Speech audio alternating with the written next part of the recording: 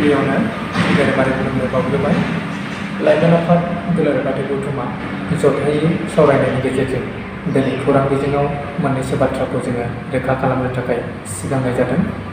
थांनाय 10 नभेम्बर 2023 खालारखालि उदालगुरि जिल्ला बर' थुनलाइ आफादनि लोगो आफादगिरि गेदेमा बिथाङा मोनसे प्रेस मिट लानाय जादों आरो बे प्रेस मिटनि गेजेरजों गुबुन गुबुन धोरोमारिनि बाथ्राखौ बुंनायनि गेजेरजों बाथौ धोरोमनि बाथ्राखौ बुंदों। बाथौ धोरोमनि गेजेरजों बर' हारिखौ बा बर' माहारिखौ खौसे खालामनो हाया बे बाथ्राखौ बिथाङा बुंदों। दा बेबायदि बुङोब्ला जोङो बावहाय दुलाराय बाथौ गौथुम जानानै बुंगोन जे जोङो जेराव दङ बावहायनो जों रोदा सुनानै दङ। बर' माहारियारि धोरोम बा बर'नि गाननाय जोमनाय राव आव फाव सानथौ सानस्रिफोरखौ लानानै जोङो बेखौनो बिथा खालामनानै जोङो थांनानै दङ। बर'नि खाम सिफुं जथा सेरजानि देंखोखौ जोङो रिंहोबाय थादों आरो बे देंखोखौ जोङो अरायसम रिंहोलांबाय थागोन आरो बे देंखो बा बर'नि सानथौ सानस्रि हारिमुखौ लानानैनो बुहुमनि खना खनला थानाय गासै बर'फोरखौ जोङो खौसेथिनि बेन्दोंजों लाबोनानै हारि हिसाबै थांना थानायनि खामानिखौ जों मावबाय दङ आरो बेनि गेजेरजों जोङो खौसेथि आथिखालाव दिनै नेपालाव थानाय 4,000निबो बांसिन बर' सुबुंफोरा बाथौ धोरोमखौ गोबानानै बाथौनि सानथौ सानस्रिफोरखौ दिनै गोबाफिननानै लानाय जोङो बरायनो मोनगासिनो दङ।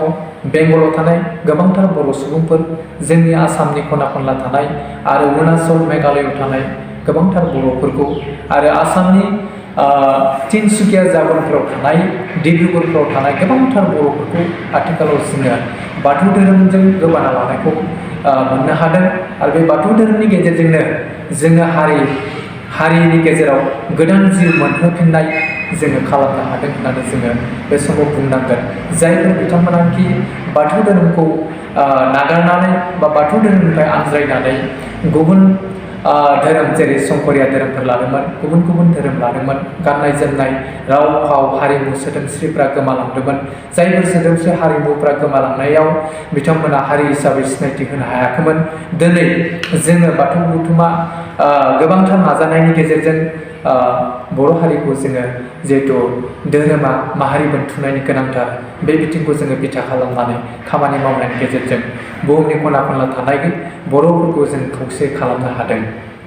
दा बे समाव उदालगुरि जिल्ला बर' थुनलाइ आफादनि लोगो आफादगिरि गेदेमा बिथाङा प्रेस मिटनि गेजेरजों बर'आ बाथौ धोरोमनि गेजेरजों बर'खौ खौसेथि खालामनो हाया होननाय बिथिङा जेबो जुक्ति गैया, बानबुंथाय गैया आरो बिथाङा सामसा सोदोब बाहायदों। बे सामसा सोदोबखौ आङो बर' थुनलाइ आफादनि डिक्सनारियाव नुनो मोनाखै बा आङो हयथ' नायसनाखै। बिथाङा बुंदों दुलाराय बाथौ गौथुमा बुङाखैब्लाबो दुलाराय बाथौ गौथुमनि सामसाफ्रा बुंदों होननानै बुंदों। बावहाय दुलाराय बाथौ गौथुमाव रावबो सामसा गैया। जों बे सामसा सोदोबखौ गुबुन राजखान्थियारि बिथिङावसो जों बाहायबोबाय थानायखौ जों नुनो मोन्दों। बबेबा मोनसे माहारियारि आफादाव बेबायदि सामसा सोदोब बा सामसा होननानै बाहायो आं दिनैसिम नुफेराखै। दा बेवहाय जोंनि बाथौ सिबियारिफ्रा जायफोर गोरबो बिखाजों अनसायो, जायफोरा साफा साफा बाथौ सिबियारि बाथौनि भक्त बिथांमोना देहा सोलेर गोरबो बिखाजों बिथांमोना अनसायो। दा बिथांमोना दुखु मोननायनि गेजेरजों हयथ' ससियेल मिडियानि गेजेरजों बुंदों।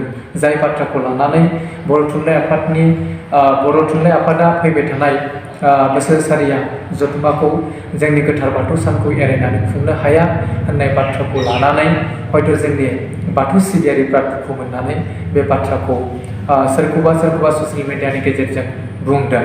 दा बेवहाय दुलाराय बाथौ गौथुमनिफ्राय जोङो रावखौबो सोंखारियाखै।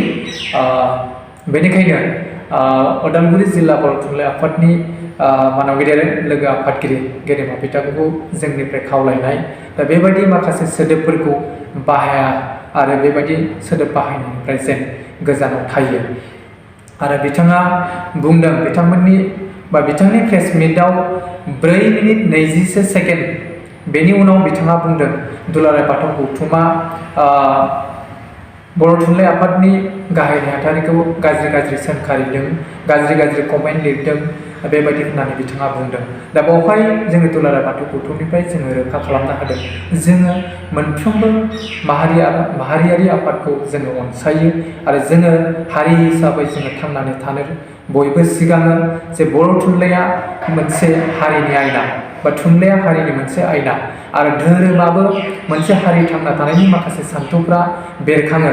दा बेफोर गासै बाथ्राफोरखौ लानानै जोङो गासैखौबो जोङो मोनसे खौसेथिनि गेजेरजों जोङो गोरोबलायनायनि गेजेरजों जोङो दैदेनलांनो बा समाजखौ दानो थाखाय लुबैयो। दा बे बिथिङाव जोङो गुबुन माहारियारि आफाद बा सोरबा माहारियारि आफादखौ जोङो नेवसिगोन बे बाथ्राया बेवहाय फैया आरो जोङो माहारियारि आफाद हिसाबै बा दुलाराय बाथौ गौथुम हिसाबै जोङो रावखौबो सोंखारियाखै, रावखौबो गाज्रि होननानै जोङो आफाद हिसाबै जोङो रावखौबो बुङाखै।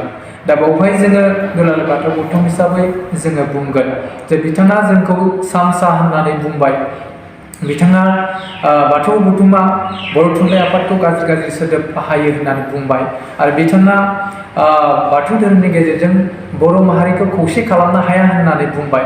दा नैफोरबायदि माखासे बाथ्रा बुंनाया जोंनि समाजारि बिजोङाव दान्थे बिदान्थे खालामनायनि मोनसे फुंखा जानानै फैयो आरो बेखौ लानानैनो जोंनि माखासे सुबुंफ्रा समाजारि बिजोंनि गेजेरजों दान्थे बिदान्थे खालामो।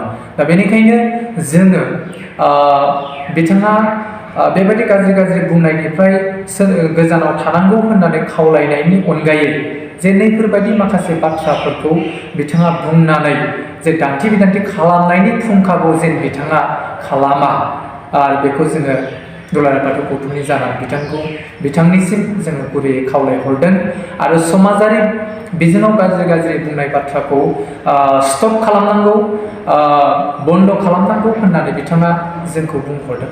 बावहाय जोङो बुंगोन ससियेल मिडियाया दुलाराय बाथौ गौथुमनि आखायाव गैया, जे दुलाराय बाथौ गौथुमा बेनि सुइचखौ नारनानै होयोब्लानो बन्द' जानाय। दा बेयाव जोंनि आखायाव गैया। दा बे समाव जोङो बुंगोन जे बिथाङा जाबायदि माखासे मोननैसो बाथ्राखौ बुंनानै जोंनि समाजारि बिजोङाव दान्थे बिदान्थे खालामनायनि बाथ्राखौ होदों।